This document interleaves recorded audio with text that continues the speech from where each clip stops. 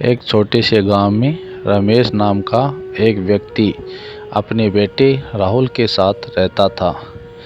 रमेश ने अपना पूरा जीवन अपने बेटे को एक अच्छा भविष्य देने में लगा दिया था। उसकी पत्नी का देहांत तब हो गया था जब राहुल बहुत छोटा था और तब से रमेश ने माँ और पिता दोनों की भूमिका निभाई।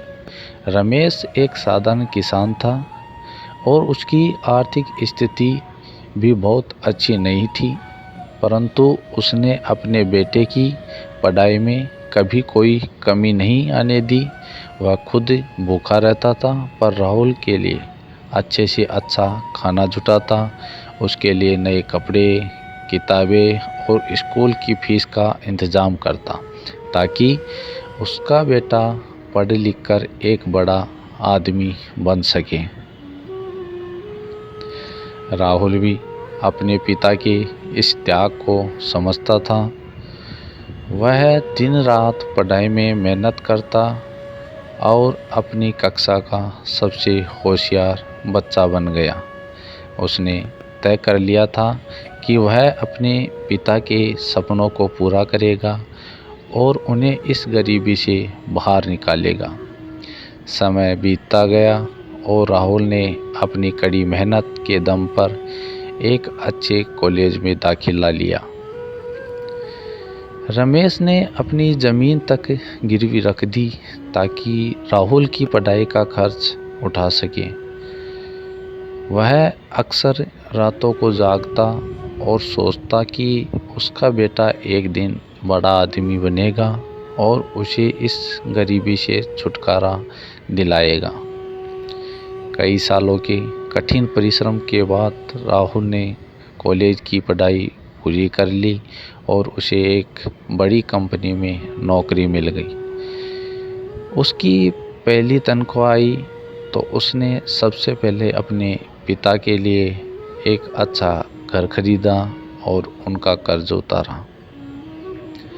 रमेश की आंखों में आंसू थे, लेकिन वह खुशी के आंसू थे। राहुल अब शहर में रहता था और उसे अपने काम में बहुत व्यस्त रहना पड़ता था। धीरे धीरे वह अपने पिता से दूर होता चला गया। वह उन्हें कभी कभी ही फ़ोन करता और गांव आने के लिए समय नहीं निकाल पाता। रमेश को अब अकेलापन महसूस होने लगा। वह अपने बेटे को याद करते हुए दिन गुजारता, लेकिन कभी शिकायत नहीं करता। एक दिन रमेश बहुत बीमार पड़ गया।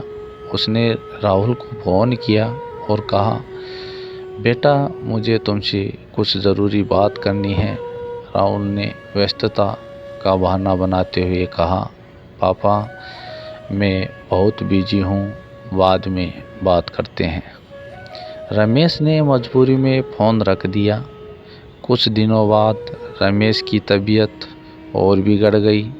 इस बार गांव के एक पड़ोसी ने राहुल को फ़ोन किया और बताया कि उसके पिता बहुत बीमार हैं। राहुल तुरंत अपने पिता के पास पहुंचा। जब वह वहां पहुंचा तो रमेश बेड पे लेटे हुए थे और उनकी हालत बहुत नाजुक थी। राहुल ने रोते हुए कहा, पापा मुझे माफ़ कर दो, मैंने आपको बहुत अकेला छोड़ दिया। रमेश ने धीमी आवाज़ में कहा, बेटा मुझे तुमसे कोई शिकायत नहीं है। मैं जानता हूँ कि तुम बहुत मेहनत कर रहे हो।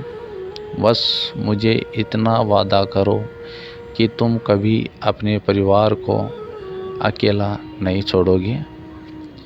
राहुल ने अपने पिता का हाथ पकड़कर कहा, पापा मैं वादा करता हूँ कि मैं हमेशा आपके साथ रहूँगा। ये कहते ही रमेश ने अंतिम सांस ली। राहुल की आंखों में आंसू थे, लेकिन उसके दिल में संतोष भी था कि उसने अपने पिता को आखिरी समय में अकेला नहीं छोड़ा।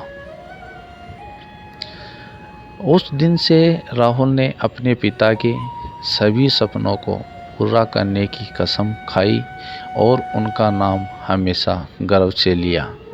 राहुल अब भी अपने पिता की उन बातों को याद करता है और उन्हें अपने दिल में बसाए रखता है। उसने अपने जीवन में बहुत कुछ हासिल किया, लेकिन सबसे बड़ी उपलब्धि उसे अपने पिता का प्यार और आशीर्वाद मिलना ही लगा। राहुल ने अब एक संस्था खोली है जो गरीब बच्चों की पढ़ाई में मदद करती है। वह हर बच्चे में अपने पिता की छवि देखता है और उनके सपनों को साकार करने में जुटा रहता है। यह कहानी इस बात का सबूत है कि एक पिता का प्यार और बलिदान कभी व्यर्थ नहीं जाता और एक बेटा जब अपने पिता की उम्मीदों पर खरा उतरता है तो वह अपने साथ साथ अपने परिवार को भी गर्व महसूस कराता है।